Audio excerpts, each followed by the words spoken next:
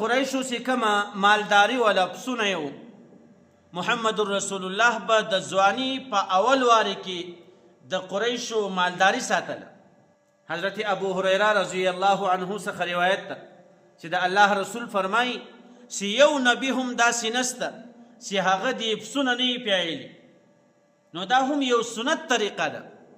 نو محمد رسول الله صلی الله علیه وسلم د ځواني په حالاتو کې هم د قریشو مزدوري کړې ده. په دې کې امت ته هم دا تعلیم پرې ایښی دی چې د امت و ځوانانو ته دا تعلیم دی چې هغه کس چې الله تعالی دنیا د ده په خاطر پیدا کړې، هغه ځوان هم خپله خواري کاږي، خپل محنت کوي، بیا خپل بچیان ساتي، په هغه باندې کور ساتي. نو په دې کې د امت و ځوانانو ته تعلیم ده. نن زموږ ستاسو په معاشره کې ډېر ځوانان دا رقم ته دي چې هغه خو کاروبارګر سره کوي نه، صرف د پلار و ګټې ته ناست وي.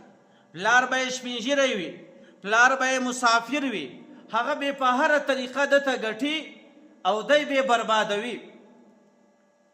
او بعضې کسان چې هغه کار کوي لیکن د هغو د کار ګټه هم نه وي، ځکه هغو د کور دپاره صرف یو 15-10 معلومې کړي وي، هغه ورکوي، نورې چې کمې روپۍ دی ګټي هغه په خپلو تماشو باندې ورکوي. نو محمد رسول الله چې کار کوي، دغه کار د انسان دپاره،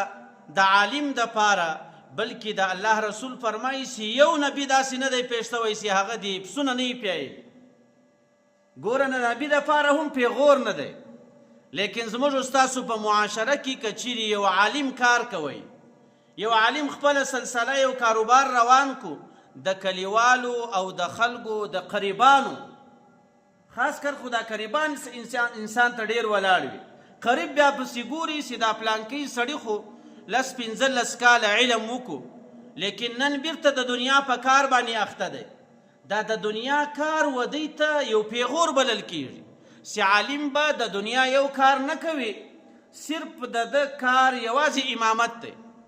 یوازې مدرسه د ده کار ده، د دنیا په یوه کار به هم دی کار نه لري. هغه په مدرسه او په مسجد کې که ده ته لږ رسېده که زیاته رسېده،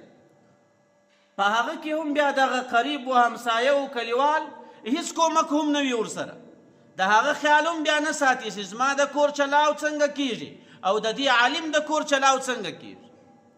نن په معاشره کې موږ وینو ډېر علما په 5-6 روپۍ باندې ټوله میاشت و د خلکو ته ناست وي، د هغو لخوا بیا نور هیڅ همت هم نه وي، صرف هغه 5 او 6 روپۍ.